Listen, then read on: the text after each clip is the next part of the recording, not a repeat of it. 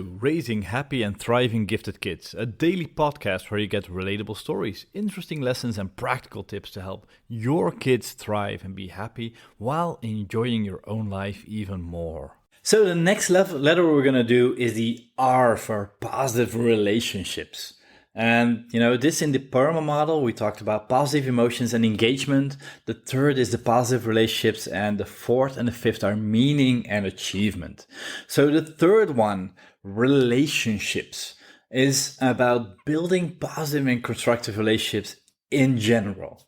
And I kind of alluded to it in the overview, but it's actually a pretty big challenge for gifted kids. If you're not surrounded by other gifted kids and other gifted people, it's hard to feel a space where you can kind of be yourself and reflect on who you are and feel safe. And probably you as a parent have a great role in that. But yeah, that's a challenge too, because you are an adult, and especially if kids get into their teens, they need to build up their own identity as being separate from their parents, and it helps a lot if they have peers to do that with. And this is one of the few things that's been universally researched, that peer contact with other gifted peers is actually crucial for both the happiness and a healthy development of a self-image of gifted kids. And if they don't have that, they often will turn into pleasing or showing different behavior, or actually turning into a clown or turning into a nerd or introverting or showing all kinds of coping behavior to deal with the fact that they cannot easily and safely connect with others. So it's really important to learn to connect with each other. And the first thing you want to do is you as a parent connecting with your kids.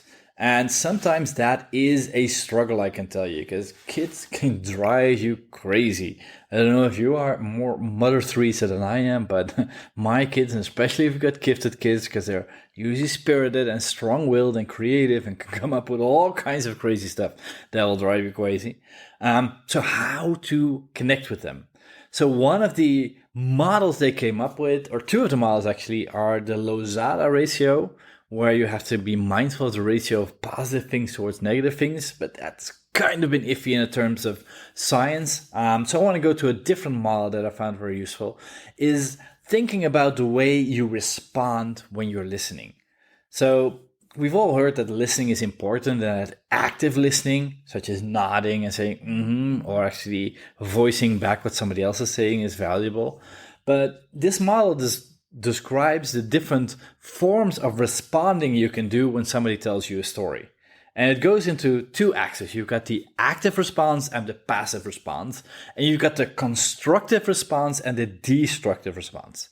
Well, not surprisingly enough, the passive destructive response is the worst, or actually maybe even the active destructive, and the active constructive is the best.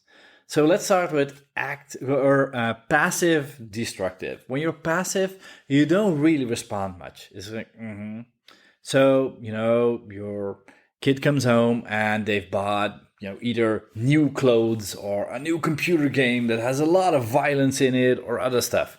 The passive response is, did you buy another pair of shoes, or did you buy another, video game? Is this what you want to spend your money on? But you don't go into it too much. Well, this obviously is not going to create 1 million bonus points in your relationship. So the second part is a active destructive response. Now you're going to make a point of pointing out all the ways you disagree with this.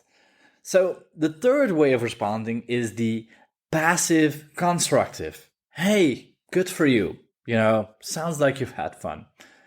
And the biggest, most powerful, impactful thing to do is when somebody shares something positive, shares something that they've been doing, give an active, constructive response. So actively engage them in a way that you show that you care. Like the other day, my daughter had a day in our summer holidays, and she got to pick what to do for a couple of hours during the day. And one of the things she did was to play her favorite game, Roblox.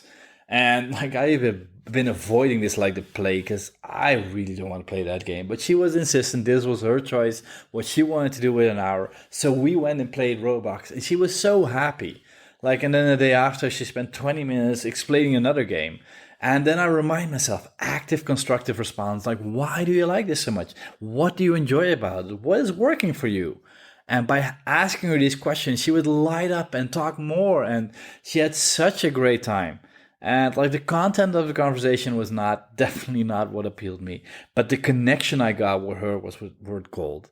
So find a way to be an active, constructive responder today and see how you can engage your child in that discussion, because it will make her feel or make him feel a positive relationship.